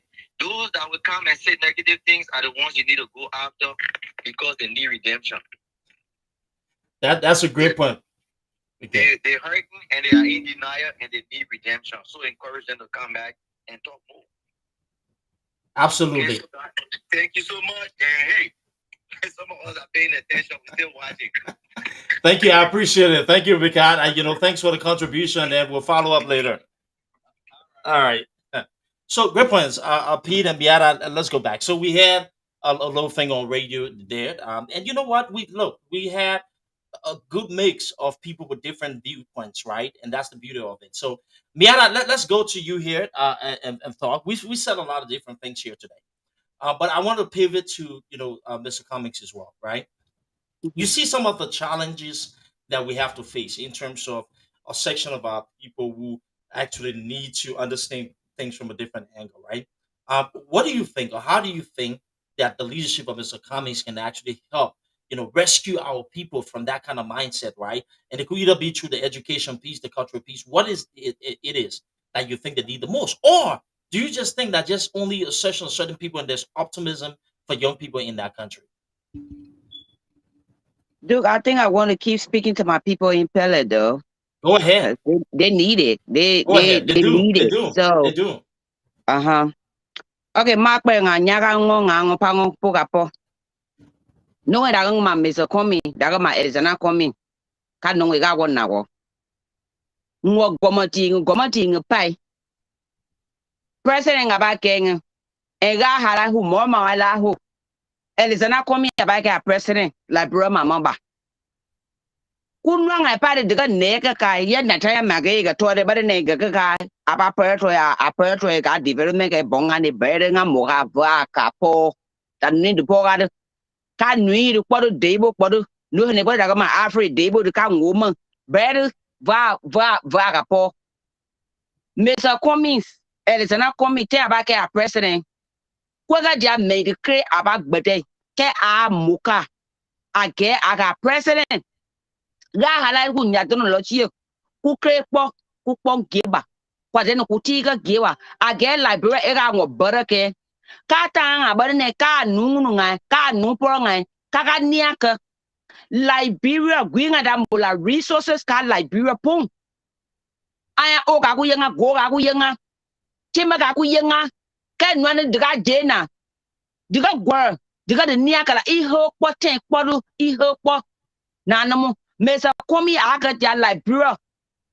mane kaga niaka kuke ku niaka Liberia pene Mesa komi a per ni po Liberia longa ba ten po a para no huba a lupo a ka ni ka tiga ko la ban ma daga lega daga da po ndu ga na kama le BWA jene le hondu da bu na generator gwinga daga ma generator nyawo nya ibu bar nei gobra de ka du po roy no ngo ko ba ka lo ni de na de lo ko ba mu e te po ibora nga plan nai ipo mate po dawo pona Eli Johnson na nga ma dawo ipo mate po pona a po mate nga moka Mr. Komi aka president Liberia prime mbeka ja pak me ke apak bete ga hala hu e no nyira ngo pe president ga pa da de president boy aba de po Liberia pona kakula de ka bonga ne bla ka woto jita pada banga ka woda kenya bonga ne ndung nyaga ngalu ne kapo Elizana be komi nyawa nui nyawa ga president la hala hu kwa kre kwa to bo ka mama ka he. Thank you, Miata. That's a great point there. Pete, let's go to you here real quick. So let's looking back at all we stated thus far. How is it intentional leadership can shift things around? And just from your own perspective, hearing some of the the viewpoints made by individuals as well, what would be your take on that? Well, I mean, great. Another great question. Intentional leadership is exactly what we need. when you have a government that comes in and another government that hopes to replace this government, that you have a bunch of people who have not lived their lives helping people, you get the same thing. Um, what's his name? Weah is being intentional too. His whole purpose here was never to uplift people out of poverty. It was to uplift himself. And this is where my passion comes from. My hatred to this guy, towards this guy, anyone who's supporting a person like that, whether it's we or anybody else. I have empathy for people, and anyone in government and you want to occupy government space, you should have empathy for people. I was on the show with my sister, Hawa Mesler, the other day, not on the show, but watching her talk and her thing, Lady Justice. And someone asked her, why are you so mad? Why are you vexed? Why are you so angry? Here's a woman whose sister got murdered, and they could, to this day, they don't know what happened, how she got murdered, right? Her sister got murdered in the street, raped and murdered in the street. Here are people dying, kids getting raped. You have the minister of whatever he is, state, telling people, even if I'm stealing money, but I'm building homes and the homes will look good. And these people are being intentional in their own way. They came to make their lives better, and they're bullies. And anyone who doesn't have a problem with bullies, you have a problem with the story of Jesus. You do, because that's what he did, right? The reason why people feel so bad about the story of Jesus is because of how he was treated. He was a good person who was treated poorly, regardless if he was the son of God or not. And people talk about the sacrifice he made. These people did not come to sacrifice for anyone. It's okay to be selfish. You just cannot occupy government space. When you look at Mr. Cummings and the contributions, it's not like, oh, he gave this a generator to this person, he donated money to BWI, he did this, he did that. That's not what it's about, Duke and Liberian people. The reason why that matters is he did that when he didn't want to be in government. He just wanted to help. He had surplus, so he helped. And that's what people do. The reason why we can get Jefferson Koji to be canceled when he comes to Rhode Island and only Tudicians can show up for that idiot. Okay, that uneducated, now enunciating idiot. Okay, that terrorist. The reason why we can get the government. This is unapologetic, people. That's what we do. We don't hold back the I'll punches. give them my phone number. They This can is call me. unapologetic. And let me say this, P. I'm not interrupting you. I just want to let people know. There's a reason why we call this show unapologetic. We want people to be free when they speak. There has to be something different. Everybody cannot communicate the same way. We need to have people express themselves as they see fit, right? This is what we need to do. Embrace our diversity. And listen, because look, there are certain people that appeal to certain style. There's a certain people who appeal to Howard Stern. There's certain people who appeal to the Rush Limbaugh. There's certain people who appeal to another person there. So we have to embrace the diversity and do that. Pete, I'm sorry about that, but go ahead and talk. And here's the thing. I'm not insulting this guy because I'm just want to be disrespectful. I'm disrespecting because he disrespect people, right? And I have an anger, and the only way we can use this is why we have freedom of expression. So I'm expressing anger and using words, expressing anger. Okay, this is me expressing frustration and anger at how they're treating people. So when you have a person like Jefferson Koji, who got appointed to be a city mayor, and you're in the dirtiest city in the world, the dirtiest, you have zero positive impact on the lives of people that you're supposed to be serving. You are being intentional, but you're wearing Gucci on your feet and on your body. Okay, that's like you taking a pig and you putting lipstick on it, and you think it's now a prom date, like it's supposed to be the Queen of England. You have zero value. Like I started to say, it's okay to be selfish. You just can't serve in government. Government is supposed to be for people who are altruistic, people who are giving, people who are empathetic, people who are people's servant. That's what government is supposed to be for. It should be for about the greater good. When you look at Mr. Cummings, just like a lot of us, we didn't care about politics. We were just trying to feed our families, start a career, adjusting this people new country. Okay, the reason why we speak is because The same reason why Cummings sent back medical supplies on Ebola, because he feels like I need to do something. When Lieutenant McGill take the money that he didn't earn and build homes with it, bury his mother. First of all, my father died. Are you saying your mother is more important than my father? Because you're taking our money, right? We all live in this house called Liberia. We are all siblings. You're taking our money to just take care of you and just your room and your little pocket of the country. How dare you? The reason why the people here will listen to us and say we're not going to meet with Jefferson Koji, if you ask us not to meet with Jefferson Koji, is because of the work, like I said earlier, we do in the community. It's not because we want to be in government. I'm a private person. I'm a private citizen. But they will listen because of what I've done with people and my interaction with people and the other individuals who were saying don't have to come because of what we have done. If you want to be in government, that's okay.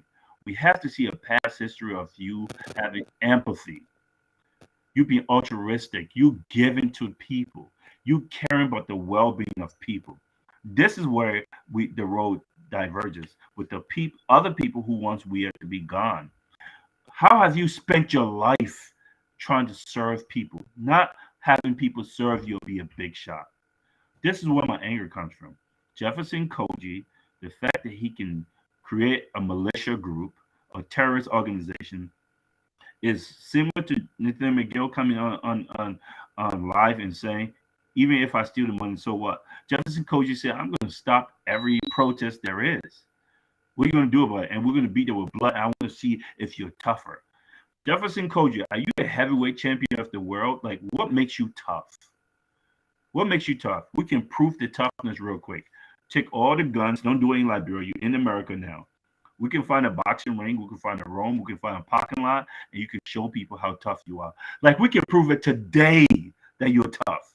And I will never say another word about you again. Find a space and show us your toughness instead of bullying weak people. People, not weak people, vulnerable people who cannot fight back. You want to be tough? Let me see you punch up. Come and show us you're tough without doing it in Liberia. You're only tough in a small space. You are nothing. And today, I can't wait to prove that when I tell you about yourself to your face and see what you do about it. And here's the thing. I'm giving you an invite. You can tell everyone to leave. I will tell you where we can meet, and then you can show us how tough you are. And I will not say another word to you again. Until then, you don't get to bully people. You are a coward. You're a weak little midget. Thank you. Listen, that's unapologetic for you. So, my people, let me just say this before we go into our various closing points. The way our show operates is very unique, right? We try to be different. And yes, we have two P's of this entire program. Number one is the everyday debunk piece, where we find those things that are being said, negative things, right? And then we counter it with facts. Then part two is we move into the solution piece, where we look at current discussion about corruption, violence, and then we discuss those things, but then we move into the solution piece in terms of how Mr. Cummings is going to be able to fix it. That's how we do, and that's our strategy in educating our people. And that's why you see Miata, you see Pete. We have a different, a group of people here to do that. And hopefully soon we will, get back to the Wednesday and the Saturdays, and then try other network to be able to go through. But I just wanted to give people a gist of it so we understand how we go the format and people can be able to follow along. But Peter, that's a strong point. That's a great point. And sometimes people look at me like, oh, dude, this, that. Let me tell you this. Liberia is a country with about 5 million people in and outside of Liberia. When we talk Liberians, we have Liberians in the diaspora and we have Liberians in Liberia. Mind you, we're trying to encourage Liberians in the diaspora to now go to Liberia to vote because they're eligible as well. So the message is on both ends, right? They have the economic strength. They have the opportunity to be able to reach out to the family members and educate them as well. So the message is on both ends as well. But look, we have to be unapologetic in discussing Liberia. We have to come with our true selves. We don't need to wear makeups. We don't need to wear filters. We need to stand on our own grounds, our beliefs, and say, you know what, this is how I see things. And I can be expressive about it, right? And that is what makes us unique because we don't operate in one model. We operate with this brand of diversity. And there's nothing personal here because nobody's stupid here, by the way. It is all about Liberia. So, guys, we had a discussion today. Unfortunately, Gabriel has some technical issues and Emmerich and that stuff, but we navigate. This is what these things are. We have drawbacks. That's technology. We work our way through. We continue to find our path. But the next show, again, we will come up with another talking point that will be able to engage and continue to educate people more as well. So if you're interested, reach out to ideas. We discuss it on the back end and see how we can incorporate it. If you know ways in which we can improve and do things suggested, we're open to that as well. So, Pete, let's go. First and foremost, give me out of the chance, and I'll come back to you, Pete, first to close up. Today, we discuss a wide range of issues, and I'm sure the next time we have even more detail when we have the full group in place here. Yeah, we talk about corruption. We talk about on this perception of smart people in politics. We also talk about the violence and threatening messages, and we make comparisons to the situation in Syria. And then we opened the show by talking about pooling. And the reason why I mentioned institutions, and I have no regrets, is that we have to put faces to the names. We can't be speaking in court to the people, and people say, no, we have to do that. And I remain unapologetic. There are media institutions that have been influenced by the government Liberia to push lies down the throats of our people, and Peter can agree. If we don't look at bullies, if we don't look at those bad people and tell them that they're bad, then how are we educating our people? So we must say that as well. But Miara, back to you. That say, I want you to give a final message to your people in Belafana, Bone County, and just talk to them about a few things that we cover here today and why they should remain optimistic about Liberia and change in the Cummings presidency. Makpe nganyaga lungo ngango pa po. Ku kwa ma tamango boa. Kwa corruption ma boa.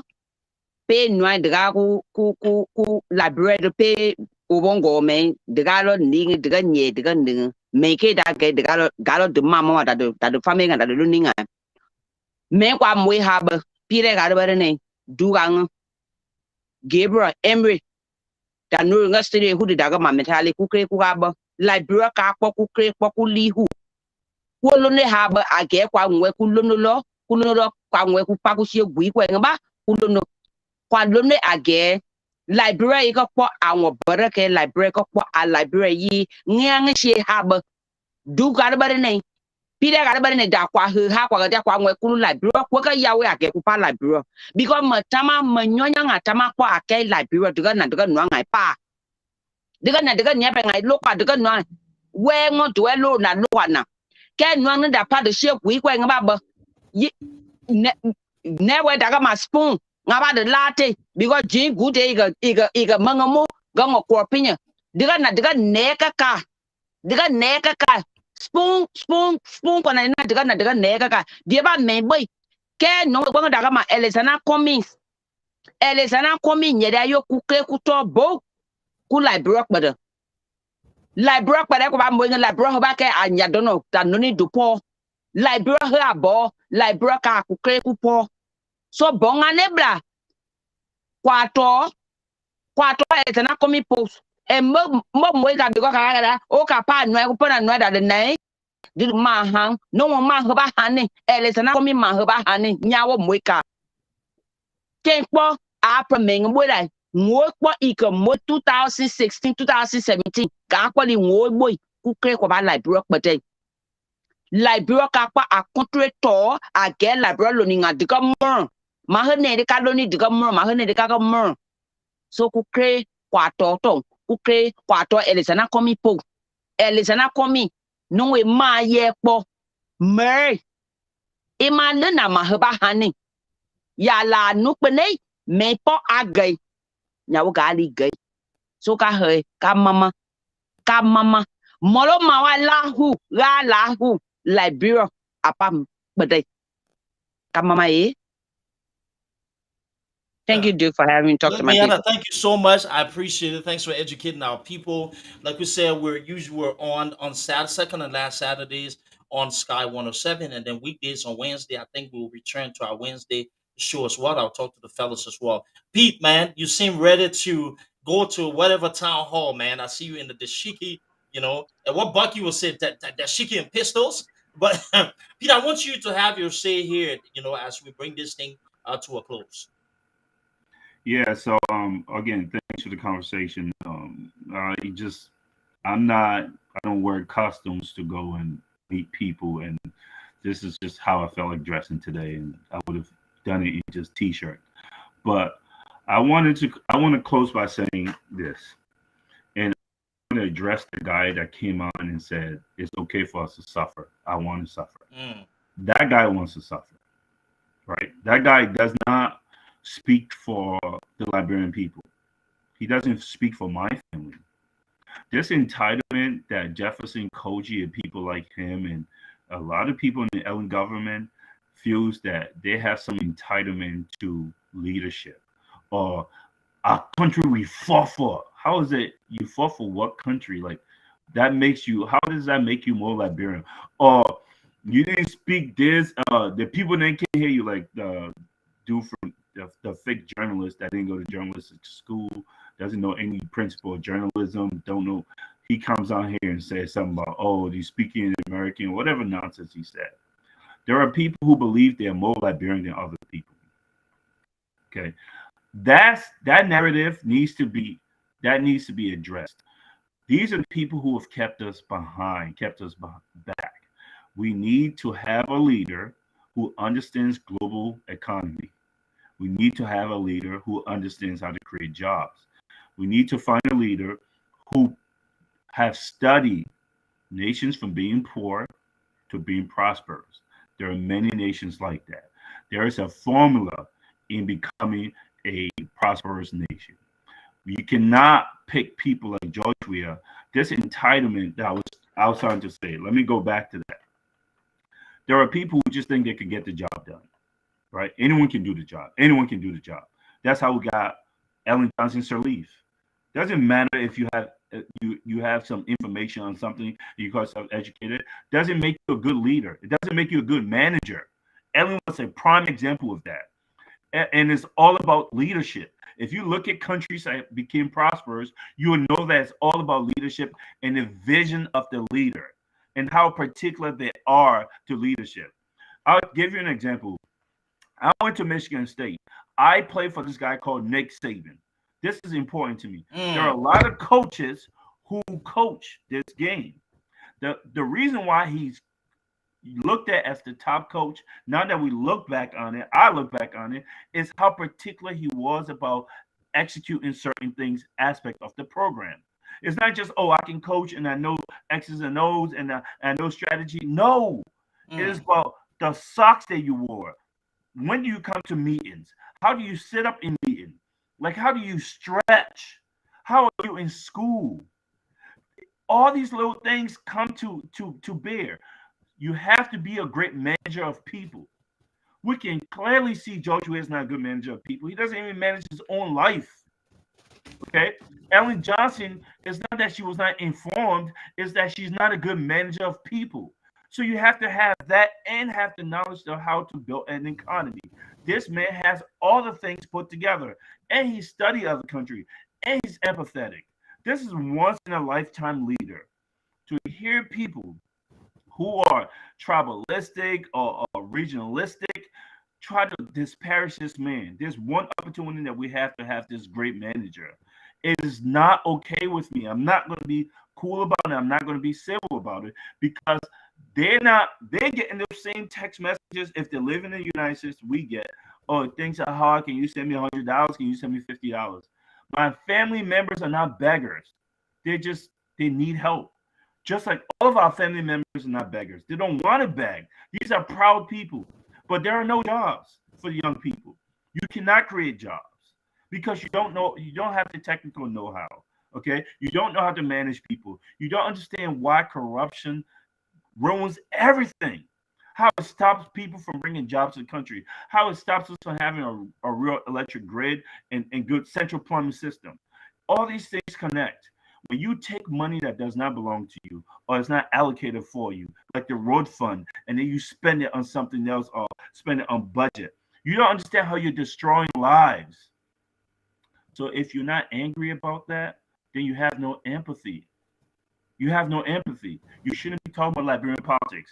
Secondly, if you haven't studied about how other nations did it and see you can glimmer something from that and add to the conversation, you need to shut up. This is not a soccer game. This is about the lives of people. It's okay for everyone's democracy. Add your voice, but have an informed voice. There are too many talking heads, right? They muddy the water. We don't know. Darius Dillon, we all thought he was going to be something else. He's not. He doesn't. There is no legislation that he has come up with that's going to improve the lives of Liberian people. We need people who have done it. Like I started to say, people who have done it in their community, who are doing it in their community outside of government. Those are the type of people we need. That's the type of leader that Mr. Cummings is. He's been in corporate America. He knows how to create jobs. He's brought jobs to sub-Saharan African countries. He's gone through the hurdles that you're going to go through in countries, and he understands that. He's respected in the international community, and he has a vision, and he has passion for our people. These are the reasons we support him. No other reason. It's not because he's going to give us money. It's because he's going to give us jobs. No, he's going to better the lives of the people we love that still live home. And he's going to make us proud because we're going to get our country built like other countries, like the nearing our neighborhood country. We're going to have our country built. That's our motivation here. And we're going to fight those who are going to stop the progress.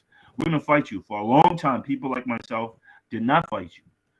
Okay? The people who are so-called educated people would just avoid talking to you. No. I'll call your phone, I'll call you a video, and we will do it. And guess what? Yeah, I am educated. But I will fight you in the mud because it's not about you, it's about my family. There are people who died, Jefferson Koji. My family members died. And guess what? You are not better than them. Nowhere near it. Nowhere near it. And whatever entitlement you think you have to Liberia or whatever, I promise you, you have people who will fight you tooth and nail. You just talk about blood and flesh, Jefferson Koji. I'm gonna keep calling you on that. That video is circulating. You are going to be in Providence, Rhode Island today. We can do the blood and we can do the blood and flesh today. Today, you and I. Today. Come in the pocket. I will tell you the parking lot because you don't know the shape of America. I will tell you where we can meet. Okay, you and I, we can go in the room. Coach P wants to take it to the park. We can go anywhere. Since you're so tough, you're such a big bad bully. You can show us how tough you are today. Thank you, Coach P. Listen, powerful. Listen, I came across a quote from Stevie Biko, and I think it is really, really appropriate that I close up on this. Biko says, I'm going to be me as I am. And you can beat me or jail me or even kill me. But I'm not going to be what you want me to be.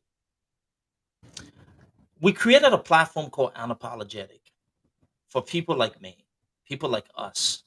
We're different in the way in which we engage, to have a safe space to talk about the issues impacting Liberia. Because we've been there before, we've been on several platforms, we've seen the restrictions. And we see, there has to be a different way because, message is not stagnant. There's so many people from different parts, right? And regardless of what you do, your messaging will attract certain base of people, and it is okay.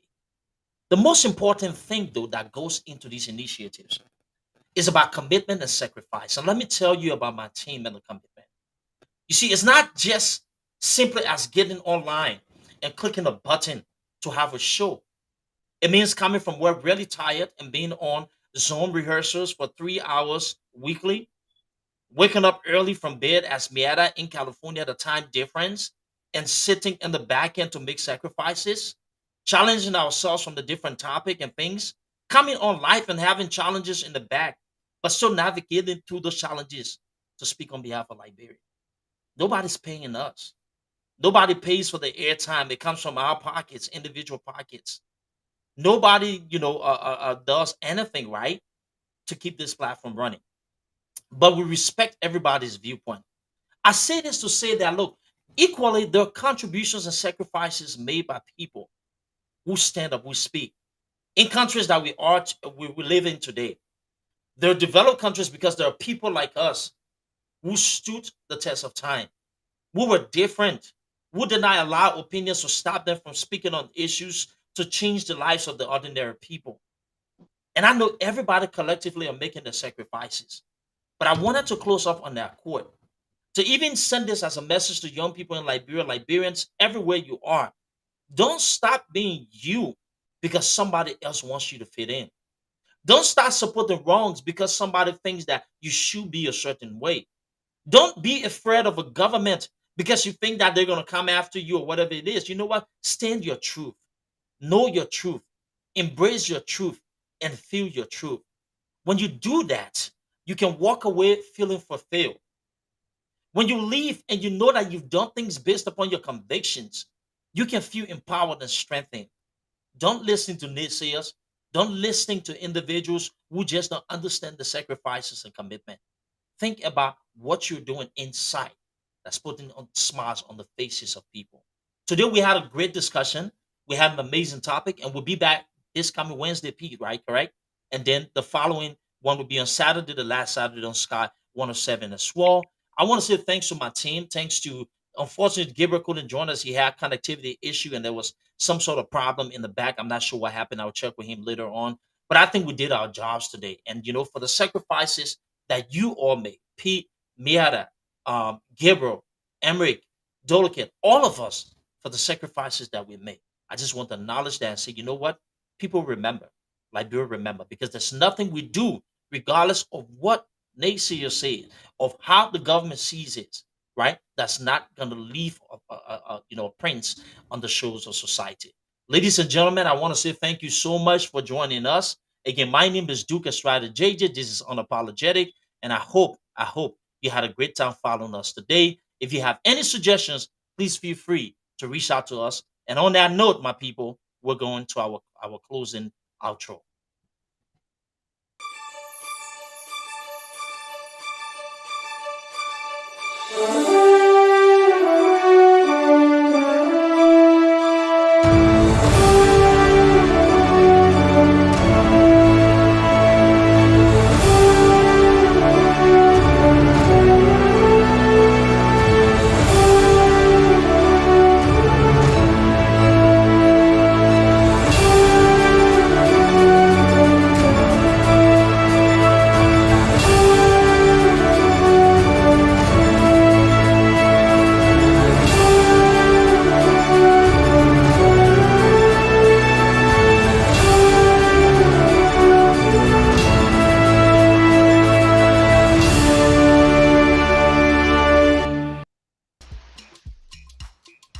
Day, Liberia this, Liberia that.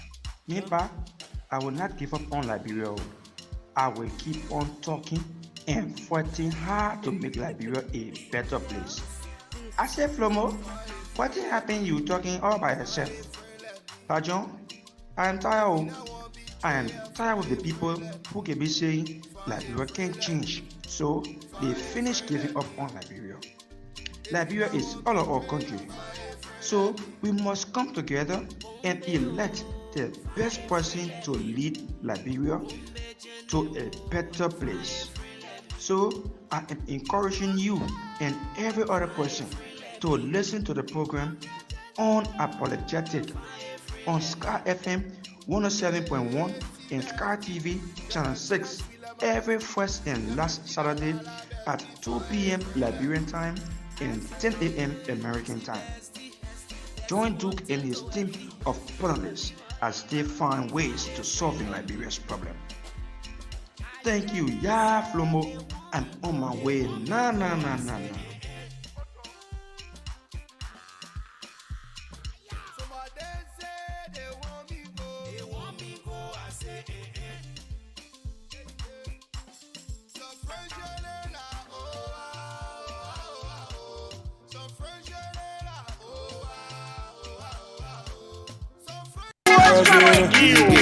I love the way how you do me. Oh yeah, baby.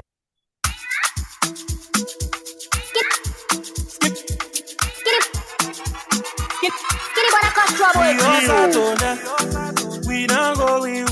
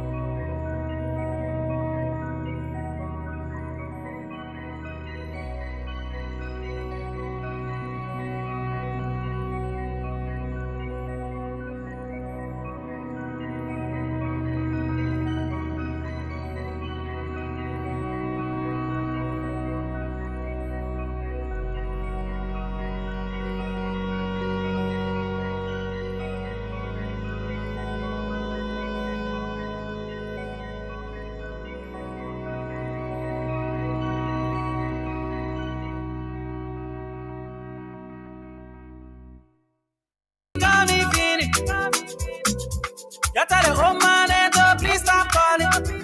We not having caffeine. We all Saturday. We not going home. All the chicken got to because we not going home. I feel him myself.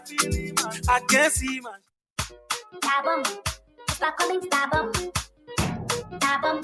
Alexander Cummings, stab him. He body explode.